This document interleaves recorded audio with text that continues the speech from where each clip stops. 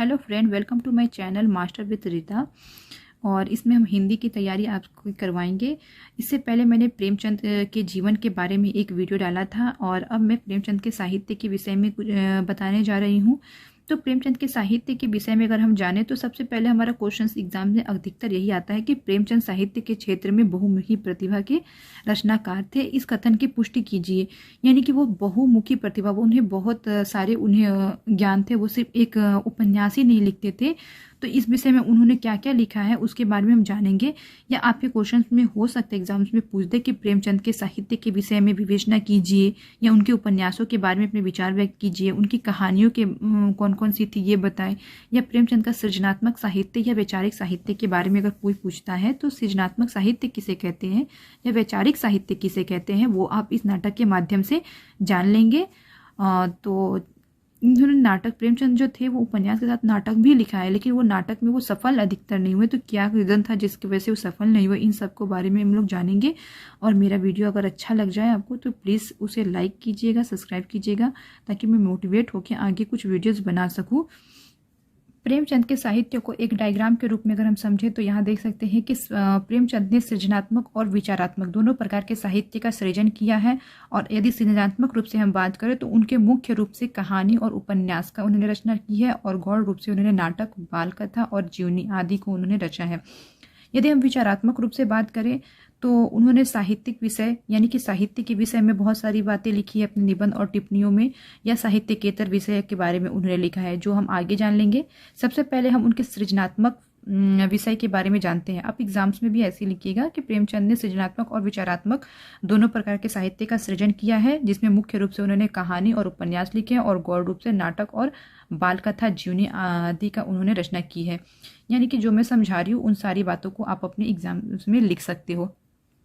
अब प्रेमचंद के हम उपन्यास, सृजनात्मक रचना में उपन्यास को अगर हम देखें तो उन्होंने हिंदी के उपन्यासकार के रूप में जो उन्हें प्रतिष्ठा दिलाने वाला पहला हिंदी का उपन्यास था वो सेवा सदन ही था, जो 1918 ईस्वी में प्रकाशित हुआ था। हालांकि इस उपन्यास को उन्होंने सबसे पहले बाजरे हुसैन नाम से उर्दू में उसे प्रकाशित कर चुके थे, परंतु हिंदी के क्षेत्र में वो जब आए थे वो सेवा सदन से ही उनकी शुरुआत हुई थी।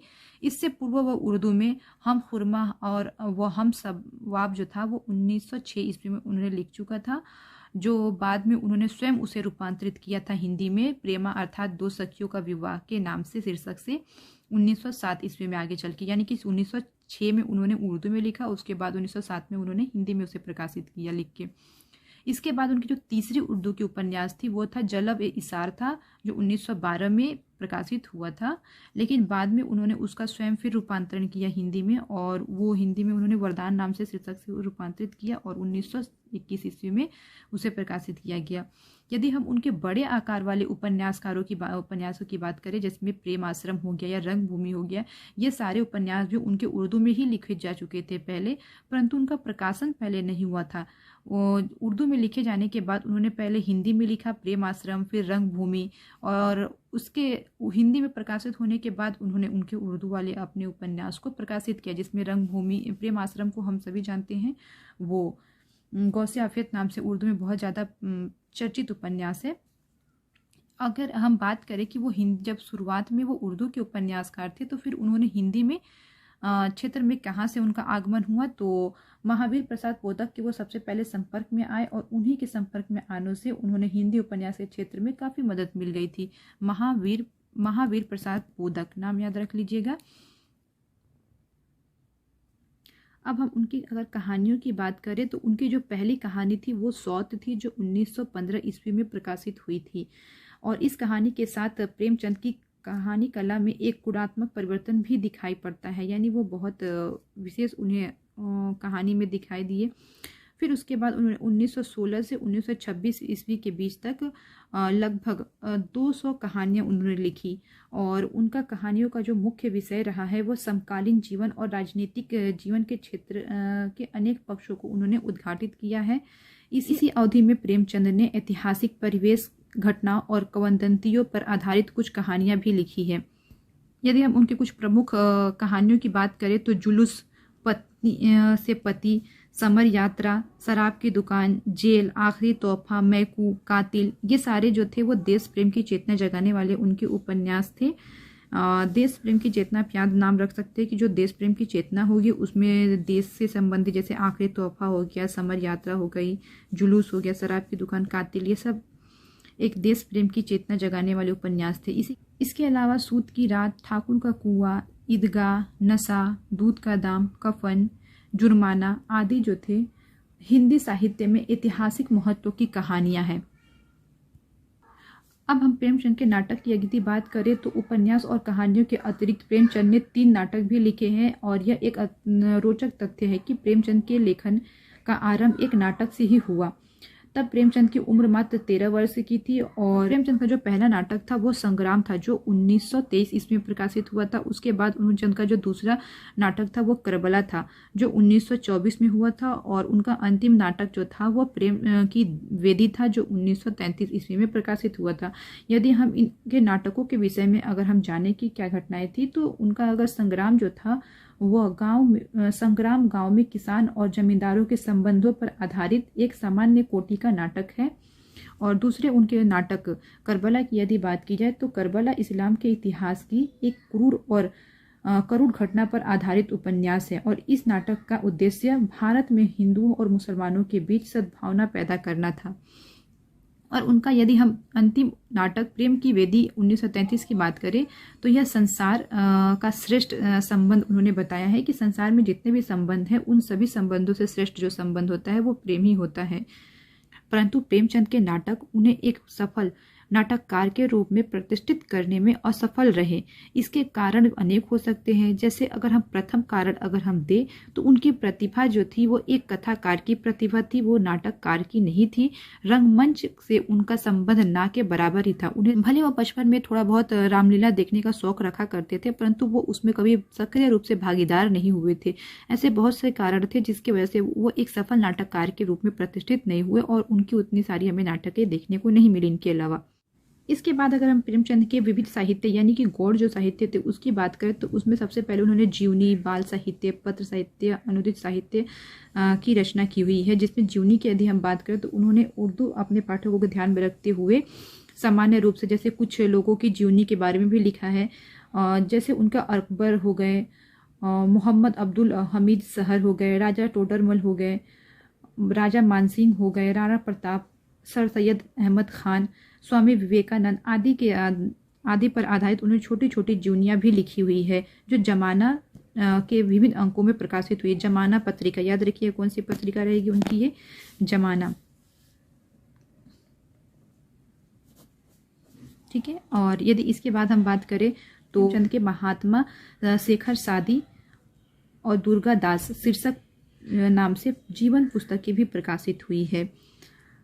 इसके बाद अगर उनके बाल साहित्य की चर्चा करें तो बाल साहित्य में भी उन्होंने बहुत सारी बाल साहित्य उन्होंने लिखा है जिसमें पागल हाथी, पालतू भालू, जुड़वा भाई, गुब्बारे पर चीता, मीठू, शेर और लड़का, सांप की मड़ी आदि नाम से बहुत सारी कहानियाँ उन्होंने लिखी हुई है बाल साहित्य, जो कि जंगल की कहानी नाम से उपलब्ध है एक कथा संग्रह में। जंगल की कहानी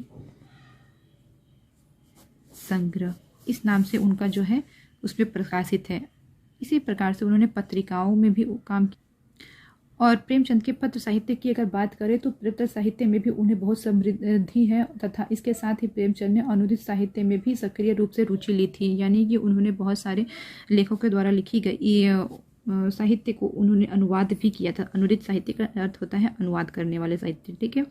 तो आप दूसरा हेडिंग दीजिएगा विविध साहित्य, ठीक, इसका करके आप ये सारे चारों पॉइंट को अलग से ना लिख के एक साथ आप लिख दीजिएगा कि जीवनी में भी उन्होंने कुछ जीवनी का जो हमने नाम लिया था उन सब का नाम लिख दीजिएगा कि जीवनी में भी इन्होंने इतना सारा किया है। बाल साहित्य में भी उन्होंने कुछ कहानियाँ लिखी हुई हैं जो कि जंगल की कहानी के नाम से प्रकाशित है। और पत्र साहित्य में भी उन्होंने बहुत ज़्यादा समृद्धि थी और ये अनुदित साहित्य में भी काफ़ी रुचि सक्रिय रूप से लिया करते थे। यदि अब हम प्रेमचंद के वैचारिक साहित्य की बात करें तो सृजनात्मक साहित्य के साथ साथ प्रेमचंद का वैचारिक साहित्य भी बहुत समृद्ध है और उन्होंने अपने हंस और जागरण नाम से पत्रिकाओं का प्रकाशन किया था जिसमें उन्होंने सैकड़ों टिप्पणियाँ, निबंध आदि लिख लिख के प्रकाशित की हुई थी। और उसी विषय की दृष्टि से प्रेमचंद के लेखों और टिप्पणियों को मुख्य रूप से 2 भागों में बांटा गया है। जो पहला है साहित्यिक विषयक निबंध और टिप्पणियाँ हैं, और दूसरा है साहित्यिकेतर विषय निबंध और टिप्पणियाँ हैं।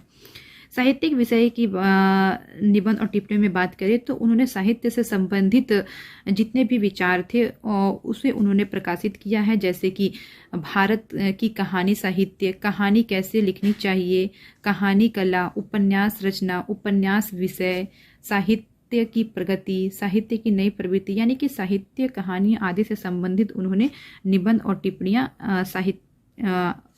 साहित्यिक विषय में आदि में हमें देख सकते हैं।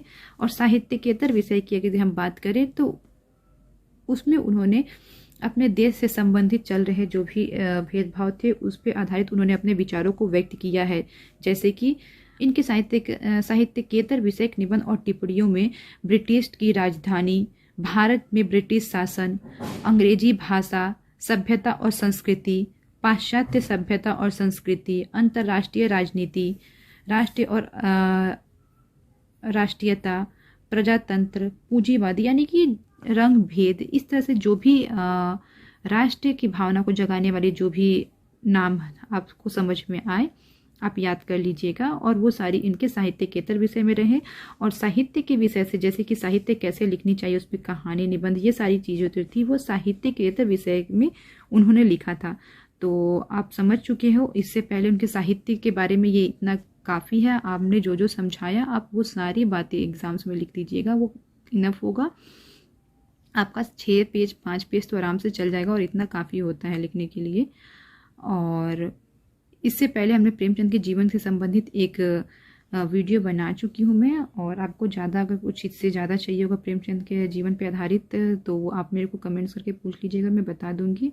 और प्लीज़ मेरे वीडियो अच्छा लग जाए तो प्लीज़ उसको लाइक कर दीजिएगा और सब्सक्राइब कीजिए।